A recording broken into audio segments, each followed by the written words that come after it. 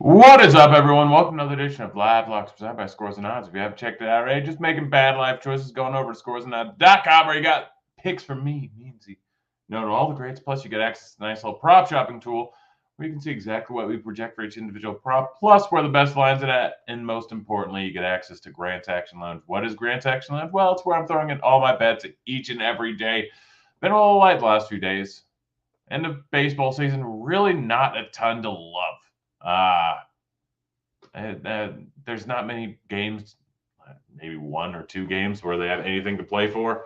It's just really, really ugly out here. So don't have a ton of bets.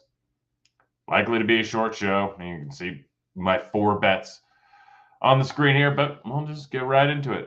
Ken Walchek going up against the Angels. I'm taking the under 4.5 strikeouts. You can get it plus 126 over at FanDuel.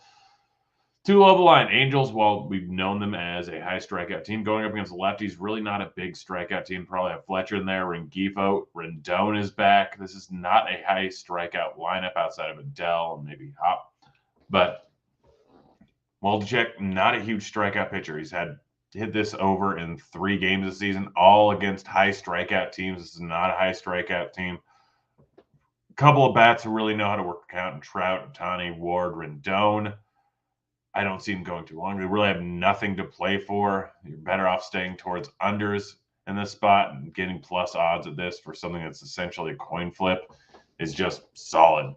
Framber Valdez taking the under on earned runs, under on hits. He's been rough the last 2 outings, but last game of the season, I know that Verlander pitched a decent amount last night. They may not give him a short leash, but I'm leaning more towards them taking him out around 85 pitches.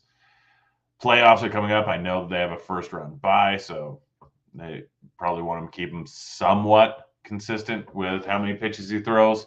But I don't see any reason for them to go over 85 pitches in this spot. Likely facing 3 to 4 lefties in this lineup. He's been great versus lefties. He's been great overall. Again, last 2 starts have been rough. Well, I can just pull up his game log here. Been rough versus Baltimore, been rough versus Tampa Bay, who is actually a pretty good team going up against lefties. But prior to that, he was hitting this at a massive clip, both numbers here. Both numbers just too high if you don't consider the potential pitch count. But if you consider the potential pitch count, it's way too high. Paris Campbell, over 21.5 receiving yards. This is for tomorrow night's game. It's going to be ugly. It's not going to be one that I want to watch, but doesn't mean we can't make some money betting on it. Campbell has averaged 22 passing or receiving yards per game. That's with a big 0 going up against the Jags, where they couldn't do anything on the offensive end. Had 4, 2, 2, and 4 targets so far this season. Guy has some decent big playability. Jonathan Taylor, high ankle sprain. Chance he doesn't play. Looking more towards him playing from the news I've heard. Who knows, but should hamper him. They're not going to be able to run the ball as much. They're probably going to rely more on the passing game. I'm hitting the over, minus 103 at Caesars. You can get it -1.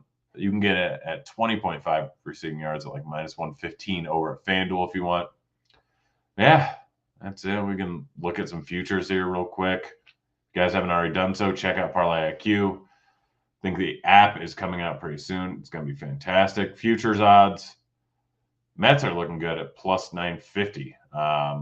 Braves are looking good at plus 600. Probably stay away from the Astros, Dodgers, Yankees.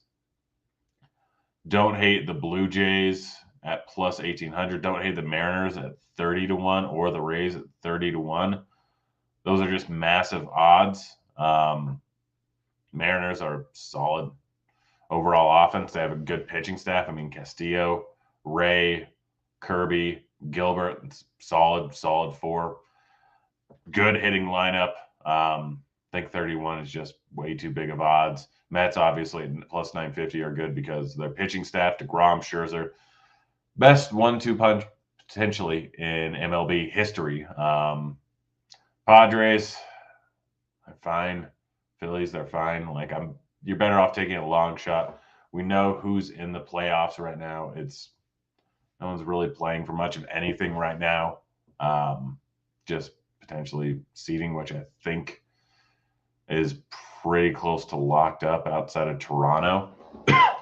Toronto, I think, could potentially get just different matchup.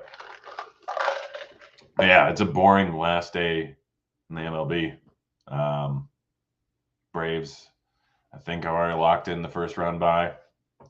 So yeah, it's ugly. It's the end of the season. Don't worry, I'll have stuff for playoffs.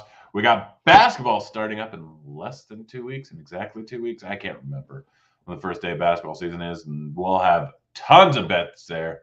We'll be doing football tomorrow and Friday. Don't know how many shows we'll end up having next week. I'm down in Vegas. But yeah, that's it. That's the show. We'll be back again tomorrow talking some Thursday night football at the normal time of 2 o'clock Eastern time. We're out of here.